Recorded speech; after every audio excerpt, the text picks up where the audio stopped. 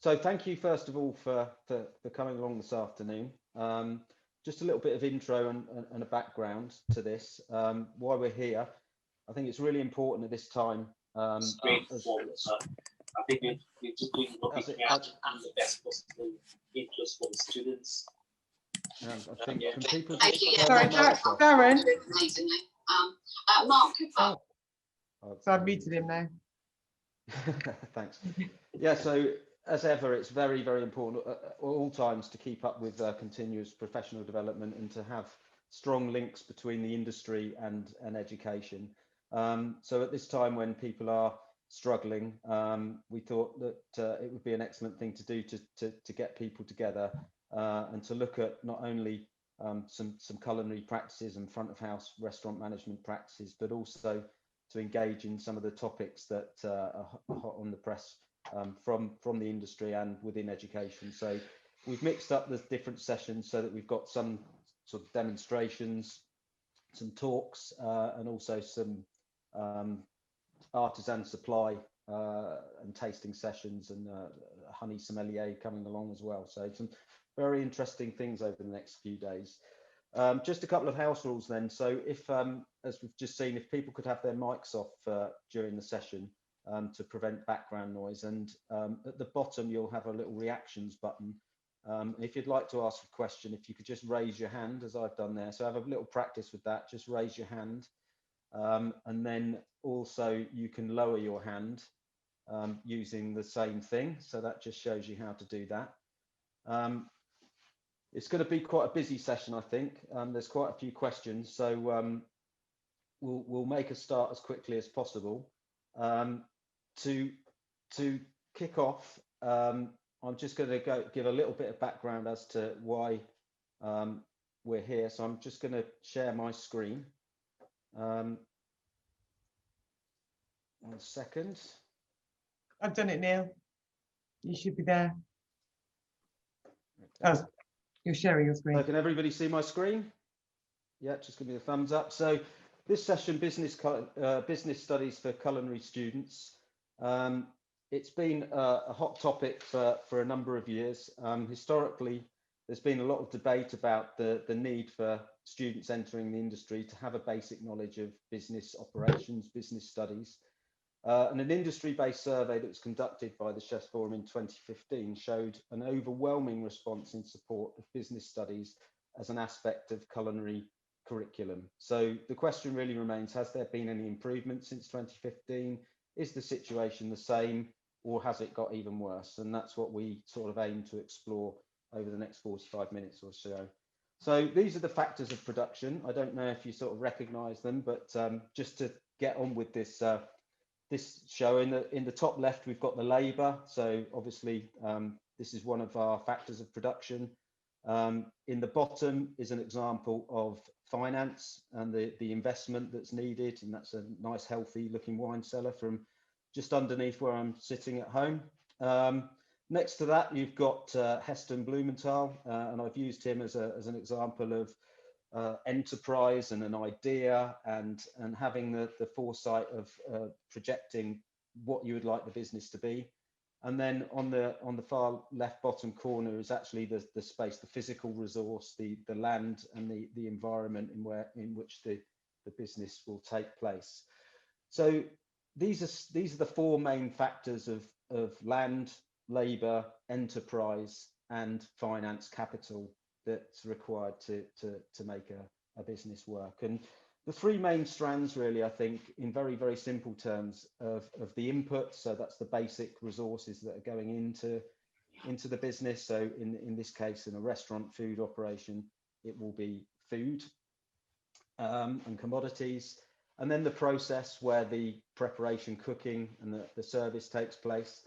And then finally, the output, which is where the produce is sold, whether that's in dishes, products, meals. So you've got two sources of main costs there in input and process, and then income and revenue coming through the output.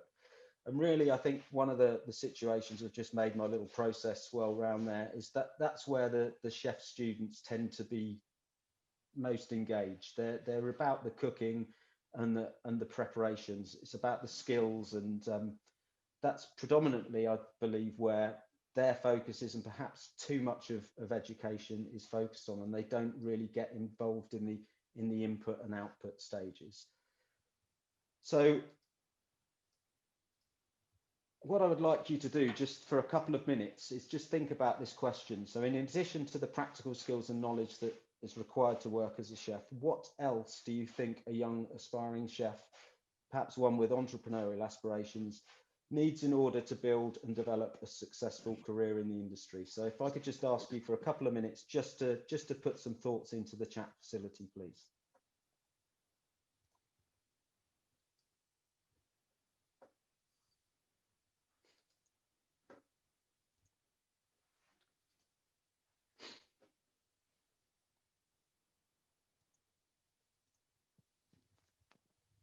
I hope everybody could hear me.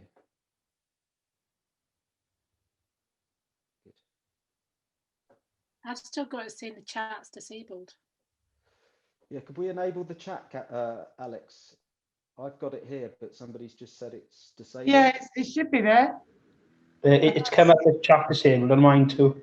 Mine's disabled. Yeah, and mine. It's all disabled. Yeah, mine's disabled as well. Right. Yeah, mine is as well. I can't get on. Okay. Well, if you could have a look at that, Catherine. Alex, sorry. I don't know why mine it's isn't, disabled. but I think It's saying that it's here. yeah. If I type, if right, it should I be can... enabled now. Have a look now. It should be enabled. I think I've done it. Is it enabled? All good. Yeah. Right. Okay. So if you just want to do that, just put some thoughts and ideas into that last question. So other attributes that chefs need to build a successful career.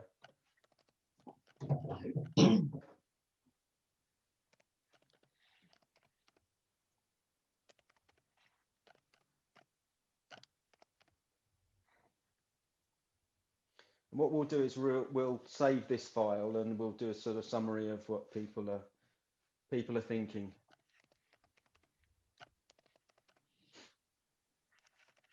Okay, so we've got good answers here: work experience, finding a good mentor, industry links, digital skills.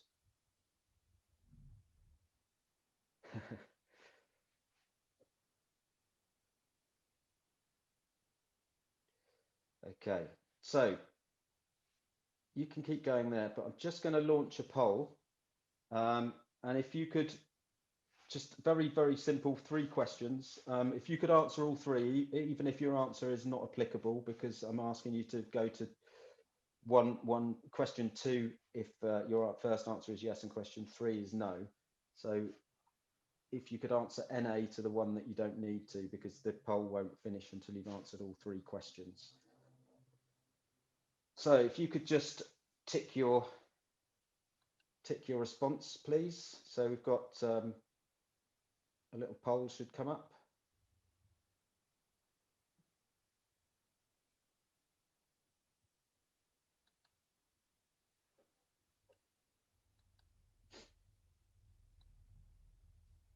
Is it possible for you to answer that?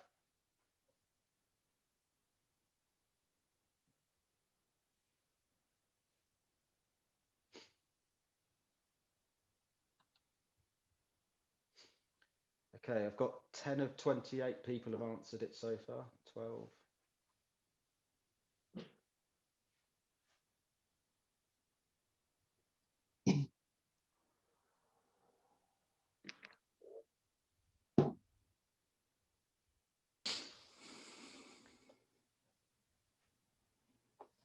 Okay, so just the last few there's still a few people that haven't answered. So just another 10 seconds or so if you could answer, please.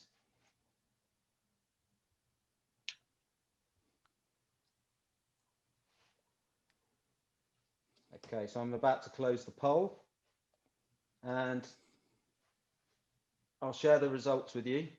So you should be able to see that everybody that answered thought that it should be part of the culinary education. Majority of people thinking that it should start at the beginning, at level 1. 71%, and then nearly 20 at 2 and 3, and a few at 4. Hi, thank you. Great, thanks. Yeah. Can we mute David's mic, please? And then various others, additional courses, workplace. Okay, so that's quite interesting. So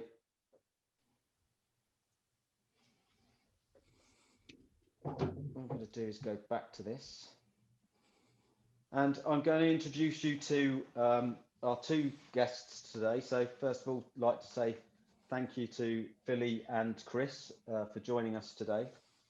So I've got a set of questions that I'd like to ask them both, because I know they're both very passionate about this subject. So if I could start off then to Chris and Philly. So Philly obviously recently has been on our screens, and the finalist of MasterChef The Professionals, and the final female candidate this year. And also Chris, who I'm sure everybody's known from the various businesses and Chris's profile of within the industry over the last few decades. So thank you again to both of you. So I'm just going to ask a general question to both of you to start with. We hear that statistics, we hear about statistics relating to the numbers of restaurants and food businesses closing down each year, sort of frightening numbers of which are often in the first 12 months of operation. Why do you think it's so difficult for a restaurant or a food business to be successful? So over to you guys. Cool. I mean, hello guys. I'm Philly, and first of all, thank you so much for inviting me on this and putting on the conference. So thank you for that. But I think it's difficult for restaurants, food businesses to be successful because there's so many different factors. I mean, is it supply chain? Is it marketing? It's getting people through the door. But then also, like, there's so many factors in the process between all your costs, and understanding those costs at a level where, is it food waste? There's loads of different factors to account for that. For myself, I'm a consultant, so I help people start food businesses, and it's a core understanding of business that everyone needs before starting a business. But I feel like for myself, some chefs do have these core business skills, but a lot of chefs don't, and it's getting that business mindset before actually entering that business world. And why businesses fail, yeah, there are very various different reasons, but you can't just pin it down to one. It's understanding everything. Chris? Thank you, Philly. Hi everybody, thanks Philly. Yeah, I agree with Philly there. I think coming through the traditional route, through college, working my way up through kitchen, we did touch on costings, and I think the most powerful things are understanding how to cost a recipe, and a flash sheet. A flash sheet is critical to see where you are each day. But then I think, I realized very early on, I was a good chef. I wasn't the best, but I knew enough. I had a very extremely strong entrepreneurial drive in me. And I realized that a lot of the top chefs around me knew nothing about business. And I see one by one, they dropped away because they couldn't make money. And ultimately, if you can't make money, if you can't make a profit, you can't cook.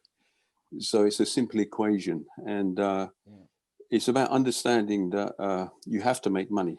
To be able to cook in a business environment, you've got to be able to balance the book. I had great teachers, Professor Foskett. I did my degree with Professor Foskett, and without that degree, so I think it's important to build up education. I believe in lifelong education. So I think without my degree, I could never have opened the 14 restaurants I did.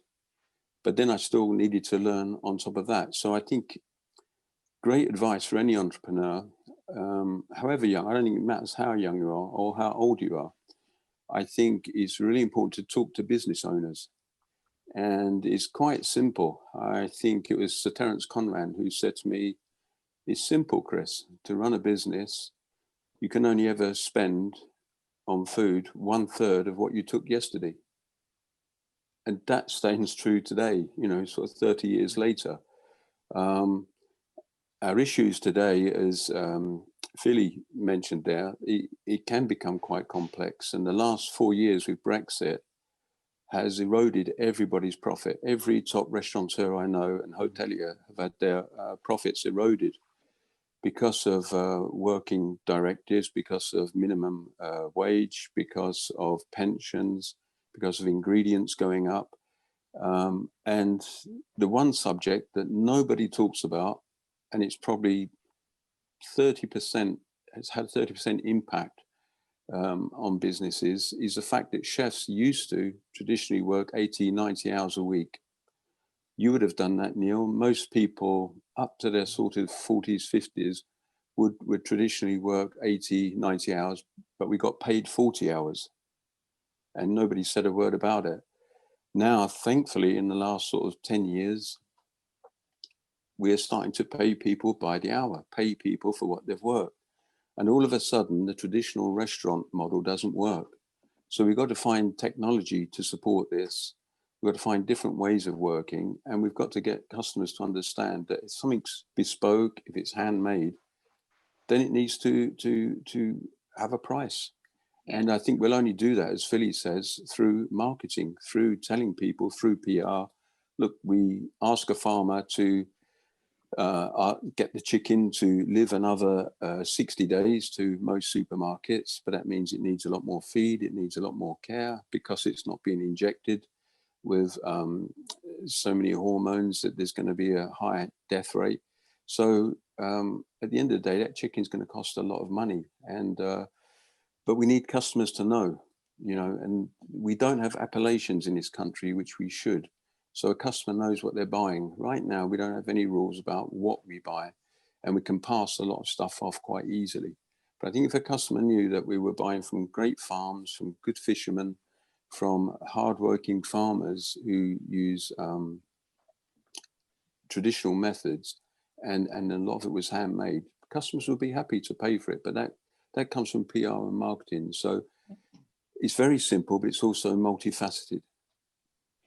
Yeah, I completely agree with you, Chris. I mean, like, I feel like the consumer market is changing, and they're getting a bit more knowledgeable and understanding that, yes, when you buy a chicken breast from Waitrose or like a supermarket, it doesn't taste like when you get it at the butcher's, because there's all that love and care that's gone into it. And we as chefs are passionate, and I love that. And everyone in the industry, I feel, has that drive and that passion and a love for food, which is excellent, and I love that. But there's almost like a miscommunication between the consumer and the chef, and understanding that, and we need to bridge that gap. And yeah. Thanks both. Really interesting, and I'm sure a lot of people will resonate and agree with everything that you've said. So if I just ask you a couple of sort of questions, maybe first of all, Chris, how did you come about starting your own business? So from a chef working the circuits, what happened that you decided to take the plunge and go for it as a chef? Yeah, I think probably 99% of young cooks and chefs dream of having their own restaurant.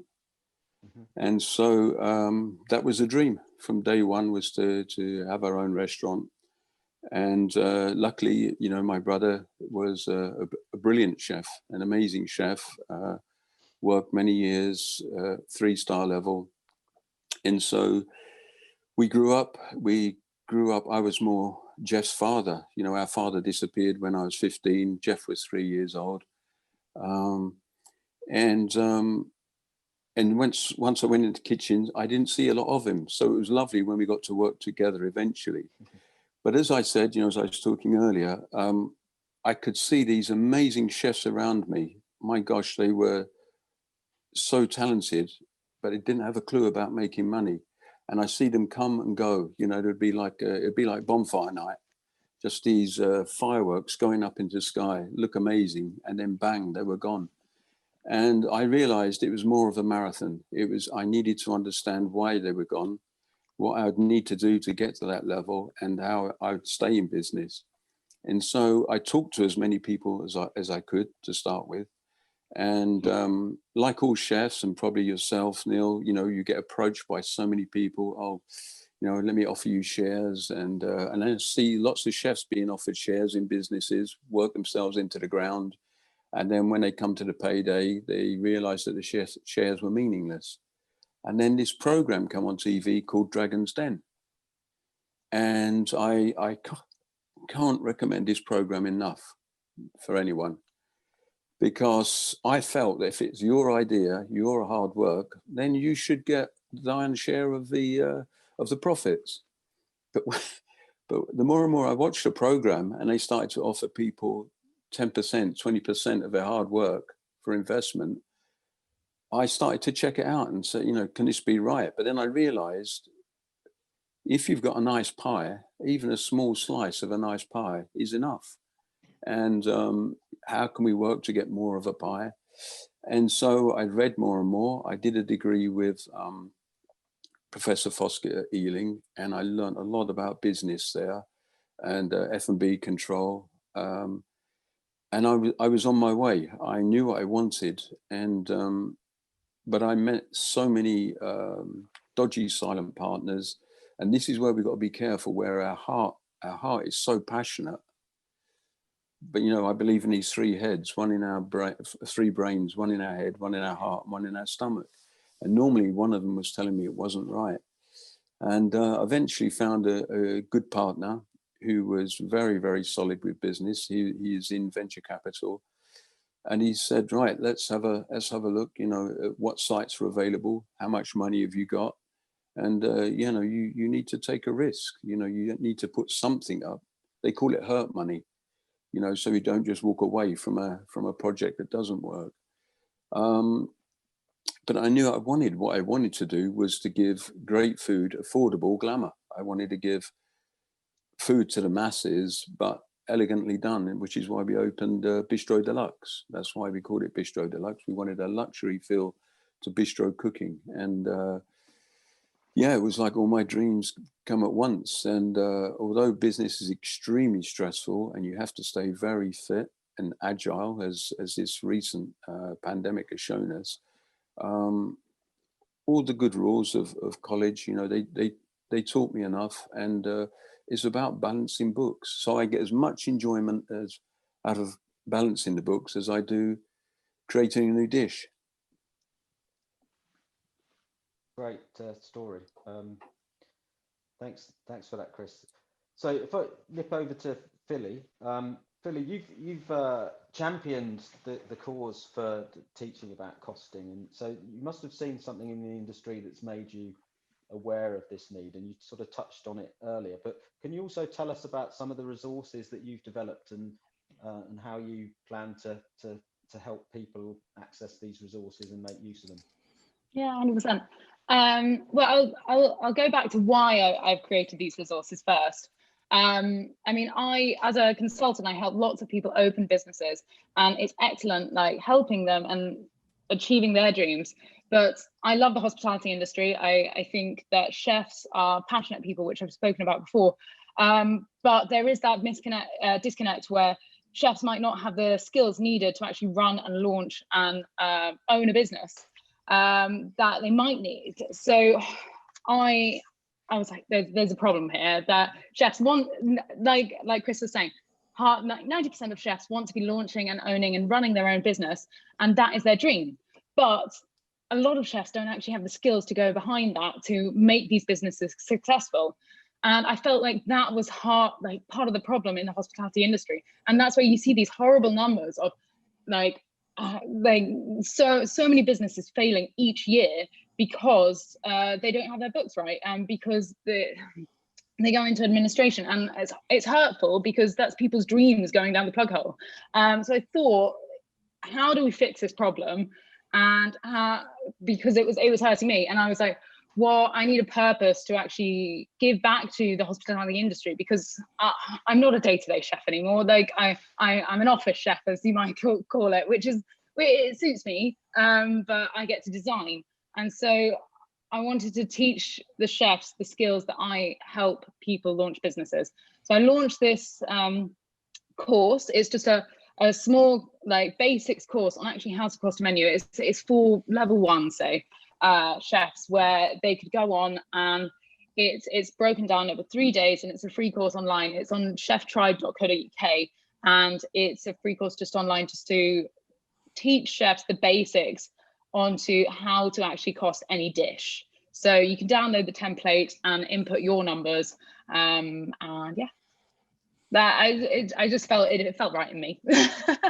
Oh, great! No, brilliant, and it's really important that you know, we're aware of these resources, particularly if they're free, because that you know, there's normally a cost to most things, and anything that helps, and there's, you know. No, I feel like these resources should be free, because I think I've spoken to Chris before about this. Like, the industry should be providing these resources, or like the suppliers, because at the end of the day, you're using them, and they need to help you in the best way possible, because you're going to help them, and it's a whole chain. Yeah. So if I just nip back to Chris then, going the next step then. So from Bistro Deluxe, you've now got you know, brand Galvin, and you know, you mentioned 14 other restaurants along the journey. How did you come about? How did you grow this from one restaurant and take the leap to go into further businesses? And just a secondary question: how do you differentiate between one offer and another? You know, have you analyzed trends or location, or what business sort of decisions did you have to consider when you were doing that? Yeah, the first part was to grow it. You need people. You need good people, and I've always loved education. I'm a huge believer in education, and we've always trained our staff. We've taken them out into the fields. We take them onto boats. We take them onto vineyards. We encourage them to go to college. We support them at college. Wine and Spirit Education Trust. We, you know, every course going, we will try and get our team onto. If they've come a traditional route, that's fantastic, because already we've got someone on their way to being molded, and then we just try and enhance that. People that would, you know, the traditional way, Neil, was you know, when you get someone strong in your team, after a couple of years, you know, there's a trade-off. Early on, you're putting a lot into people, but after 6 months, they start to give back, and after a year or so, it's pretty well balanced. You know, if you pay them well, look after them, train them, and they work hard, then it's fair. Then it gets to a point where people start to over-deliver. And, you know, traditionally, we would ring up Michel Roux Jr., Phil Howard at the Square, John Williams. You know, I've got a great sauce cook. Can you take them? I've got a great pastry chef. And I said to my brother, this is madness. We're giving all our talent away, but you can't hold on to them. And, you know, and it's important that people move around. It's critical that young chefs move around and work with different master chefs. And, you know, I always say, you know, a chef should see at least one season, if not two, you know, 2 springs, 2 summer, 2 autumn, 2 winter, to see what a chef does with those ingredients. And then we started to get opportunities. And this is very important, actually. When I opened the Wolseley Cafe with Chris Corbin and Jeremy King, who I think are amongst 2 of the greatest restaurateurs in the world, we probably looked at 60 projects. And in the end, after about 10, I said, I can't do anymore. I don't want to write any more concepts. Let me know when you've bought the restaurant. And they said, no, Chris, this will happen. Opportunities will constantly come at you. And what we've learned, what's really important, is to ask yourself 2 questions. The first question is, could we? So the professional chef, the heart brain, the stomach brain says, yeah, we can do it, we can do it. But then you must always ask the second question, should we? Why are we doing it? And so sure enough, after we opened Bistro Deluxe, it was we won so many accolades. It was Restaurant of the Year. We won K-Tiers. We won AA awards, Michelin Bib Gourmand, all sorts. And then the offers come flooding in. Do you want to put a restaurant here? Do you want to go to Dubai? And all of a sudden, you know, we were very, very naive. We were two good chefs, but we were naive businessmen.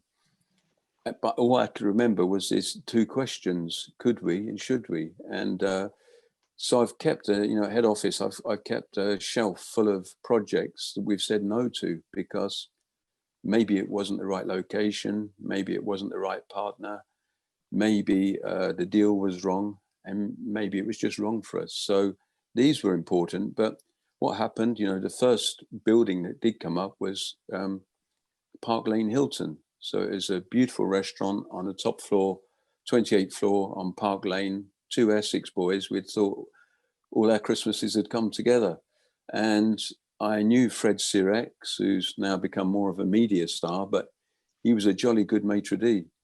I'd worked with Fred for about 18 years before, and I had a chef, Andre Garrett, who was my sous chef at Orrery, and they were both looking for a job. So I had a fantastic stage. I had a great restaurant manager, great chef, and getting away from a bistro, to answer the second part of your question, what we wanted, rather than to do a cookie cutter, which is the easy way, maybe I wish I had done it, was just to roll out a chain of restaurants doing the same thing. So we made it hard for ourselves, and what we wanted was a portfolio of very different restaurants to show the sort of spectrum of what we could do.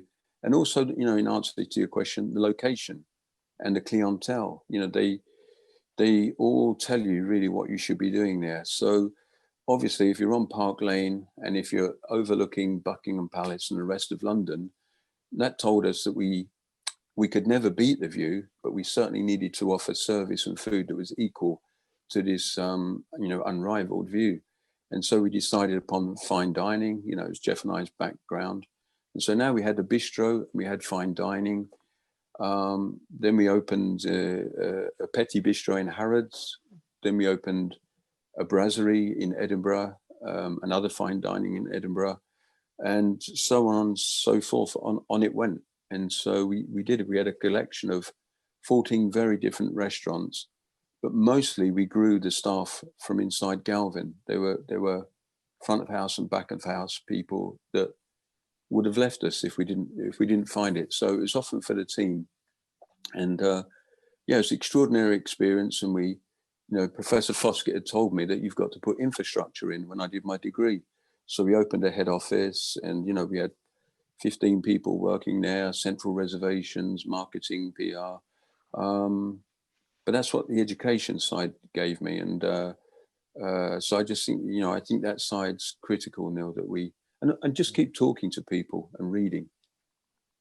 Yeah, no, it's so true that I remember as a commie chef in London that you would be, right, it's time for you to move on, you know, sort of go and work there, or go to France, or go wherever. I guess as you're absolutely right, as you go up the ladder, that you eventually leave the business, don't you? And you've just taken that and expanded the business rather than letting these really talented people just leave you, which was the kind thing to do in one sense, but madness in another. Yeah. So yeah, but so Philly, just talking about customers, you do some work around menu concept writing, don't you? So what do you feel is sort of most useful in understanding your customer and matching that up? Yeah, I mean, what I do is I understand what the customer needs are. It's really important when writing a menu and designing a restaurant, really, to understand who your customer is, because like understanding, like it's any business, you need to find your niche. And for a student or for a chef to understand that it's not, you're not writing a menu for you. So many chefs just write menus that they'll like. I mean, I would love to write a menu that is just for me, but that's excellent. But you're not selling to you, you're selling to someone else, and someone needs to buy that food, because if someone doesn't buy the food, then you're not selling anything, and your business is going to go down the drain, unfortunately. So I think that's super important. And then I feel like a key reason right now more than ever, is why businesses are failing is because businesses aren't adapting to the current situation. It is changing. Everyone's changing it. We know it's changing, but how do you adapt it? How do you pay that rent? And you need to, as a small business, if you're a small business, you can be agile. You can change the menus. You can. So many people are doing these restaurant boxes, which are excellent. I've had like 3 already, which is great. And you can change these and adapt these to bring in some sort of income. Because right now, what's happening is horrific to restaurants, and I feel so bad to restaurant owners. And it's horrible. Yeah. So we're just coming up. We've got sort of 20 minutes left, so I'm just going to ask you a couple of sort of generic questions, and maybe looking at the next steps of how we get things into the curriculum. But in terms of the wider aspects of culinary business management, other than costing per se, what other areas, or which other areas do you think students would benefit from in learning business principles? And I'm thinking around things around leadership and management and understanding of the work of other departments and those sorts of things. So I'm not sure who wants to kick off there, Philly. Sorry, yeah, I didn't know if that was a question to me or a question to the whole audience. No, to you both. Yeah, I'd like both your views on that one. So sure. I think for management. So just outside of menu costing, dish costing, those sorts of things. Yeah, I think I do think HR is extremely important, because you need to be looking after your chefs. And some people do overlook that. But at the same time, I think marketing, and even if it's marketing your menu and understanding who you're going to be selling it to. And now I feel like all chefs are hot on social media, and I don't think that's really taught. And maybe the chefs nowadays are like, it's kind of ingrained, because you're millennials, you're Gen Z, you're coming up and you're just like, oh, I've been born with a phone, basically. So that's fine. But maybe how you present your food and describe your food, not in a chefy way, because you're not a customer doesn't understand it in a chefy way. They understand it in a foodie way. Yeah, I think marketing as well. Okay, and Chris, I don't know if you want me to repeat the question, but just other than costing per se, and you touched on some of the elements of your own degree, but what other business principles do you think students would benefit from learning about? Because often we get to chefs they're not the best managers, they don't know how to treat people, they don't know how to sort of bring people on and those sorts of things. Is there, beyond costing, what other attributes do you think we should be teaching people? Absolutely, Neil, and I agree with Philly. They're all interconnected. Everything is interconnected, and that's the first thing to understand. When we grew up, we were chefs. That was it. It was just you just wanted to be as proficient as you could be, and that was it. But nowadays, you've got to wear many hats. You've got to be brilliant at HR, brilliant at marketing, understand the difference between PR and marketing, which most people don't. You've got to be an accountant. You've got to be a social worker. You've got to be understanding laws. You've got to be expert in customer relations. So I think what would help at colleges is to get guest speakers in. And I know they do. I know they do that a lot. But it's what we do in our business. I look, La Chapelle, for instance, where we are in a city in Spitalfields, everyone's gone. The whole of the city is gone. All of our customers are gone, and they're probably not coming back. We're faced with our whole customer base is certainly not going to come back for more than 3 to 4 days a week. And what I really believe in is that 2030 was 9 years away. All of a sudden it's here. We've got different working patterns. So people are going to work from home for good now. That's a fact. So we have to say, just as Philly said, who is our new market? Who is our new market? What do they want? What do our customers want? So what we tend to do is get guest speakers in. And, something like Le Chapelle, Michelin star, I like it when people come through the door, just as you do when you go on first class or business class, is welcome to first class British Airways, and that should be our our first contact, or our first contact, our website. So that should be sharp. And so what we do, we invite a pilot from British Airways first class to come and talk to all the front of house staff about excellence. We have the boss of Rolex come in and give us a talk about excellence. We have HR experts come in and explain to us, what HR means and what it means to have a happy, healthy team. And it doesn't stop there. We get experts from the wine world, we get experts from financials, but just to talk in terms, because it needs to be kept simple, because that all it is at the end of the day is very simple. So yeah, I think colleges would really benefit from guest speakers.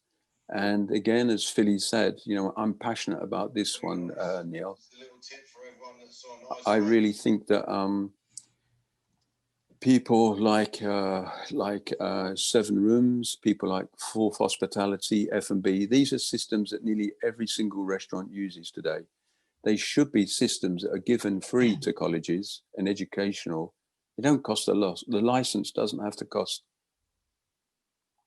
anything, because your students will be going out into a world where they say, oh yeah, Fourth, I know every day I've got to put the chefs on the rota. Now, if the chefs that were coming from college into our kitchen had an understanding of inputting, right, okay, I've got 4 chef de parties today, 2 commis, a junior sous chef, I would allow them, from the minute they come out of college, I would allow them to go to the office or to the kitchen laptop, and I would allow them to put the team in, put any holidays, put any sickness, and they could see how much we wanted to make that week, how much money we were allowed on the staff that week to stay in profit. But it takes a little, if they don't know what Fourth Hospitality is, which is very, very simple, if they've not been exposed to it, then I've got to go offline with them. Then I've got to sit, which I don't really have much time to do. So I would really, I will help if I can. And reservation systems, front of house. If you can understand a reservation book, my God, you can make a lot of money. If you can understand about shifting time slots around and maximizing your book, you'll be driving around in a nice Bentley or whatever kids like to drive around in now. But they really should. I've always talked about this to manufacturers, and Birmingham's been amazing over the years at getting the top equipment. I've always felt it's like a 3-star establishment. But it's just these systems that everyone uses. I'd love to see them exposed, so we talk a common language. Just as we talk like a Mirepoix or Julienne, we could talk about Fourth and F&B, because and a reservation system. I'd like to see that. Yeah, I think that's something we should certainly take on further from this chat, because I believe you're so right, and we've used them, but we just get charged the same as a commercial outlet, which is wrong, because it's predominantly there for teaching people and giving them exposure to what they're going to be using when they either working as employees or entrepreneurs or whatever they're they'll buy the system. Yeah, buy the system, exactly. So just getting on, just my last question to you both, and a very quick one, just as far as the subject is concerned, from what you've said, I think I know the answer, but do you think there should be a dedicated amount of time in the curriculum, perhaps each week, an hour, 2 hours, dedicated to business of hospitality? So I've got a nod from Chris and yeah, 100%. Okay, because I know colleges struggle, and I know my colleagues will say, well, we've only got 15 hours or 17 hours, or and we can't chop 2 of them a week off for this purpose. But I think that it's more important than that. We have to find a way to make it work, rather than just say it can't work. I think as Philly alluded to, it's not just sad, it's actually tragic when a business, and I've been present in a business when it went, the owner had a nervous breakdown, the family broke up.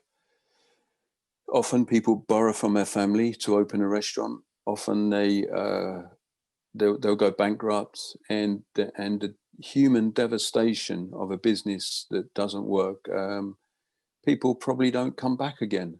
And for the sake of, you know, of someone at college understanding, if you buy an apple for 25p, you've got to sell it for £1.25. Everything that comes in the back door times by 5, and you'll stay in business.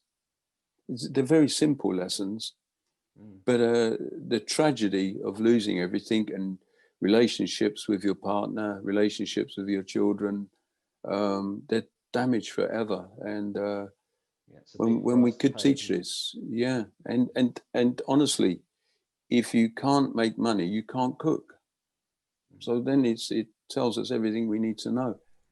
I think if we start teaching people business studies at an early stage, it'll become ingrained nature. It'll be like when you first give someone a piece of veg to chop, they don't know what to do. They don't know how to hold the knife, but it becomes that ingrained nature. We need to be doing that at an early stage. So it is like muscle memory almost, where they can be able to manage their books, and that'll push the hospitality industry forward. Yeah, that's brilliant. Thank you both. What I'm going to do now is just launch a poll, a second one. You can answer as many, you can tick as many boxes as you want. There are actually 2 questions.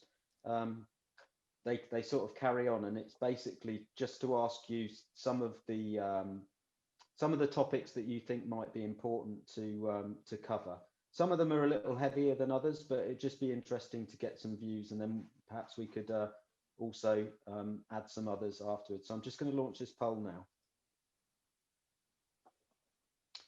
So if you just wouldn't mind having a look at the topics, I'll just give you a couple of minutes and just tick whichever ones you feel are important in terms of teaching.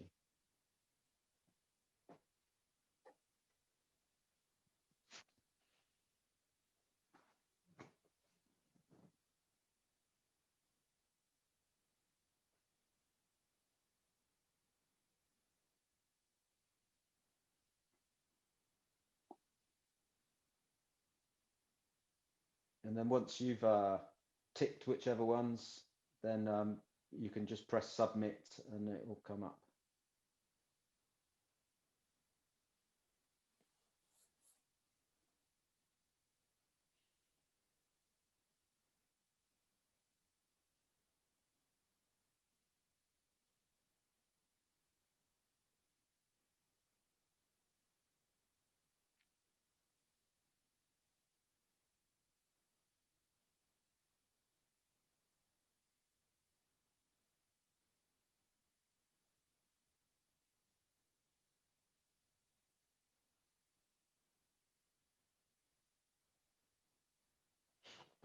Okay, so I'll just give you another 30 seconds. I've got 16 of 27 have voted.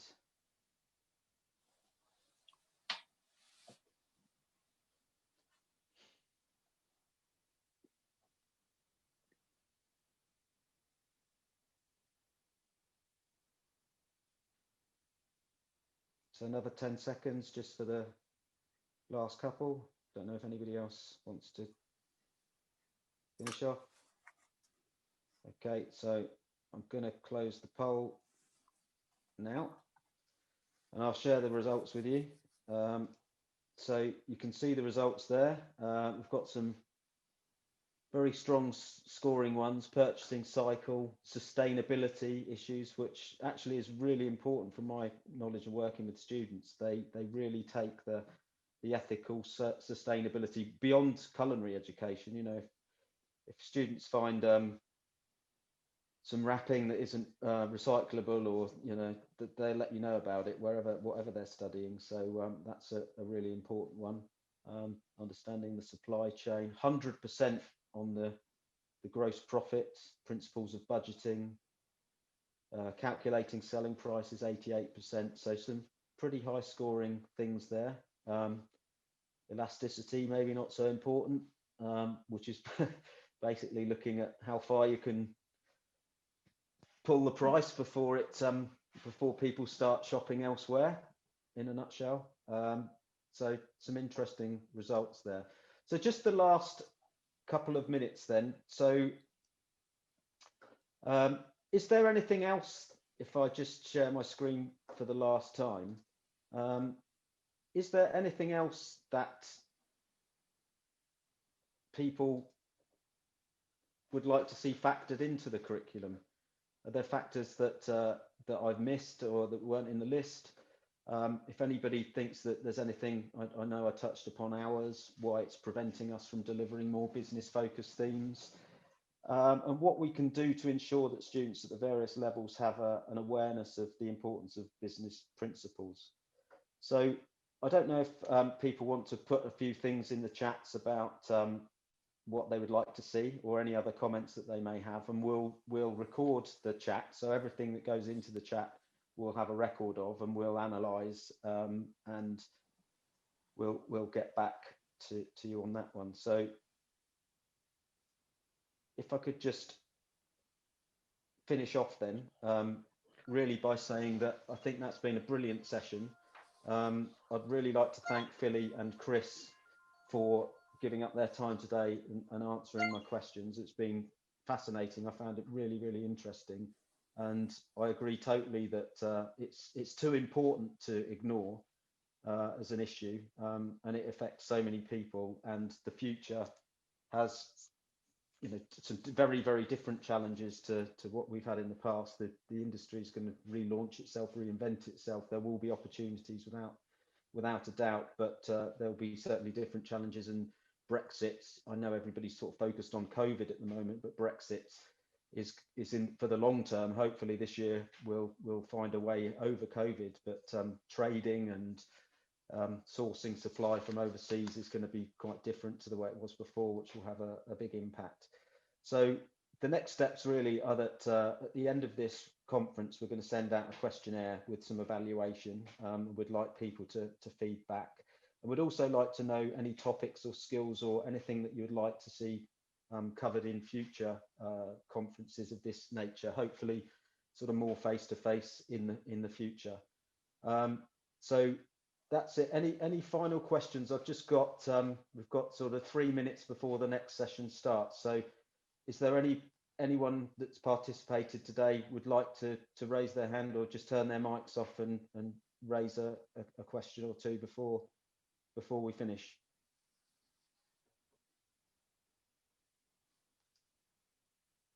I can't believe that an audience like this is silent. Joe's raised his hand. So Joe, take your... Hey, how are you? Hi, thanks. Very good conference there. Thanks very much indeed. I suppose, look, if from our perspective in the college in Ireland that we're in, over the last couple of years, we've introduced the concept of entrepreneurship very, very early on in the program.